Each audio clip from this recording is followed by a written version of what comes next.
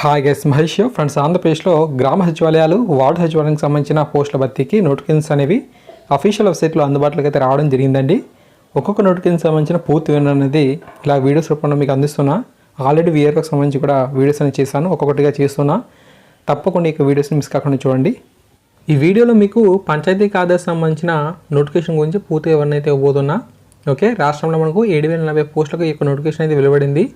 Minimum maximum years చూసినట్లయితే 18 నుంచి 42 ఏళ్ళు. అయితే కేటగిరీ వారీగా మనకు ఏజ్ రిలాక్సేషన్ కూడా ఉంది, అది మీకు తర్వాత ఎక్స్ప్లెయిన్ చేస్తాను. 15,030 నుంచి 46,060 రూపాయలు అనేది పే స్కేల్ అనమాట. ఈ జాబ్ అనేది సాధించిన తర్వాత మనకు 2 ఇయర్స్ పాటు ప్రొఫెషనల్గా వర్క్ అనేది చేయాలి. గవర్నమెంట్ మనకు 15,000 అనేది అమౌంట్ అయితే ఇస్తుంది.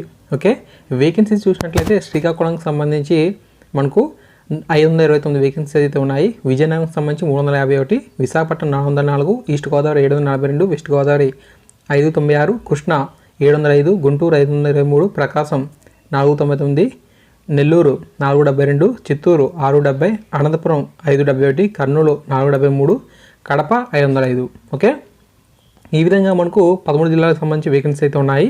కానీ మనకు ఈ యొక్క ఎవరైతే శ్రీకాకుళం, విజయనగరం, విశాఖపట్నం, ఈస్ట్ గోదావరి, వెస్ట్ గోదావరి సంబంధించి షెడ్యూల్ ట్రైబ్ ఏరియాస్లో ఉన్న లోకల్ అభ్యర్థులు అయితే ఉంటారో వారు కూడా కొన్ని పోస్టులు అనేవి రిజర్వ్ అయితే చేయడం జరిగింది. అవి ఎలా ఉన్నాయంటే శ్రీకాకుళం సంబంధించి 40, విజయనగరం 77, విశాఖపట్నం 242, ఈస్ట్ గోదావరి 183, వెస్ట్ గోదావరి 69. ఇలా మనకు రాష్ట్ర వ్యాప్తంగా కూడా 7,040 పోస్టులకు ఈ యొక్క నోటిఫికేషన్ అనేది పంచాయతీ కార్యదర్శి సంబంధించి రావడం జరిగింది.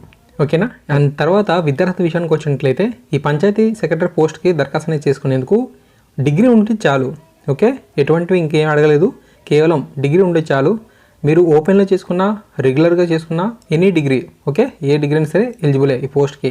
ఇంక ఏజ్ విషయానికి వచ్చినట్లయితే మీకు ఆల్రెడీ చెప్పాను, 18 నుంచి 42 ఏళ్ళు అనేది ఉండాలని. అది చూసుకోండి, 1/7/2019 నాటికి అలా ఉండాలి.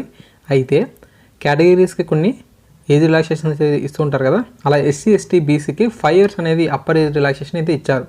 అంటే 42 దాటిపోయినా పర్వాలేదు. ఫిజికల్ హ్యాండిక్యాప్డ్ చూస్తే 10 years అనేది ఇవ్వడం జరిగింది. ఎక్స్ సర్వీస్మెన్కి, NCC వారికి 3 years అనేది ఇచ్చారు. ఏపీ స్టేట్ గవర్నమెంట్ ఎంప్లాయీస్ అయిన APSCB, APSRTC, కార్పొరేషన్స్, మున్సిపాలిటీస్ చూసినట్లయితే 5 years అనేది వారికి సర్వీస్ని బేస్ చేసుకుని ఇవ్వడం అయితే జరుగుతుంది. ఓసీ కేటగిరీకి ఇంకా ఫీజు విషయానికి వచ్చినట్లయితే ఓసీ కేటగిరీ వారికి 200 రూపీస్ అనేది అప్లికేషన్ ఫీజుగా ఉంది, ఎగ్జామినేషన్ ఫీజు 200గా ఉంది. అయితే 4 లోకల్ కింద ఎవరైతే దరఖాస్తు అనేది చేస్తూ ఉంటారో వారికి ఒక డిస్ట్రిక్ట్ సంబంధించి 100 రూపీస్ అనేది కేటాయిస్తున్నారు. ఓకే, ఇది 4 లోకల్ వారికి మాత్రం చెప్తున్నా 100 రూపీస్ అనేది. ఓసీ వారికి 200 అప్లికేషన్ ఫీజు, ఎగ్జామినేషన్ ఫీజు అనేది 200, అది మీకు మాత్రమే. అలాగే SC కానీ, ST కానీ, BC కానీ, PHC, ఎక్స్ సర్వీస్మెన్కి అప్లికేషన్ ఫీజు అనేది 200 రూపీస్గా ఉంది. ఒకవేళ మీరు 4 లోకల్గా వేరే జిల్లా ఉన్న పోస్ట్కి అప్లై చేసుకున్నట్లయితే మీకు ఎటువంటిది లేదు, అంటే మనకు ఇక్కడ అప్లికేషన్ ఫీజు అనేది లేదు. ఓకే, కానీ ఓసీ వారికి మాత్రం 100 రూపీస్ అనేది 4 లోకల్ కింద అప్లై చేసుకునేటప్పుడు కట్టాలి. ఓకే, జిల్లాల వారీగా మనకు అండ్ అంతేకాకుండా కేటగిరీ వారీగా కూడా ఖాళీ ఇన్ఫర్మేషన్ అయితే ఉంది. స్క్రీన్ మీద కొంచెం మీకు బాగా కనిపించకపోవచ్చు, అందుకే PDF అనే వీడియో డిస్క్రిప్షన్లో అందుబాటులో ఉంది. ఈ వీడియో చూసిన తర్వాత పూర్తి అవగాహన వచ్చాక మీరు డౌన్లోడ్ చేసుకోండి, మీకు కూడా అండర్స్టాండింగ్కి మరింతగా బాగుంటుంది.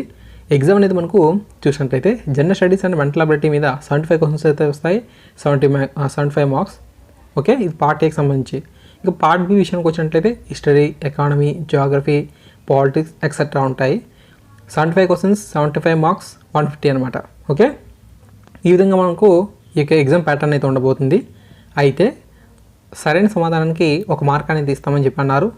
నెగిటివ్ మార్కింగ్ కూడా ఉంది అన్నారు. కాకపోతే ఇక్కడ వీరు 1/3, 1/4 అనేది మెన్షన్ అయితే చేయలేవు, కానీ నెగిటివ్ మార్కింగ్ అయితే ఉందంట.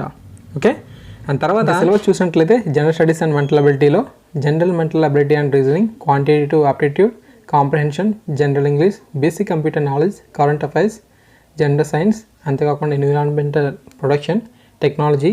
సో ఇలా చాలా టాపిక్స్ అనేవి కవర్ చేశారు. ఓకే, పంచాయతీ కార్యదర్శి సంబంధించిన లాస్ట్ ఎగ్జామ్ ఏదైతే రాసామో సో ఆ టాపిక్స్ అయితే ఇక్కడ ఉన్నాయి. ఓకే, పార్ట్ Bకి సంబంధించి అయితే history and culture of India special focus అనేది మనకు ఏపీ మీద కూడా చేస్తూ చదవాల్సిన అవసరం అయితే ఉంది. ఇండియన్ పాలిటీ అండ్ గవర్నెన్స్ మీద, ఎకానమీ అండ్ ప్లానింగ్ మీద, society, social justice, rights issues మీద, ఫిజికల్ జియోగ్రఫీ మీద, ఏపీ వెరిఫికేషన్, ఇలా మనకు 8 అంశాలకు సంబంధించి కూడా ఇక్కడ సిలబస్ అనేది పార్ట్ Bకి ఉంది.